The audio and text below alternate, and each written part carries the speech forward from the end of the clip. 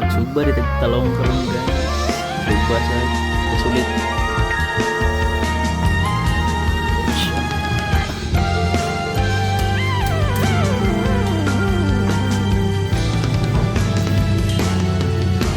Nagsimula sa simple na pasulap-sulap, nagpapapansin sa'yo.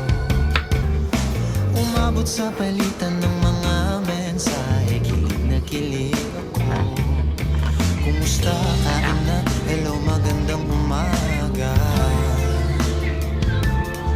Ingat ka, pahinga, huwag kang masyadong magpupuyat pa.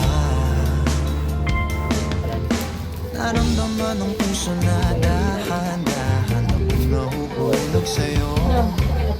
Saka na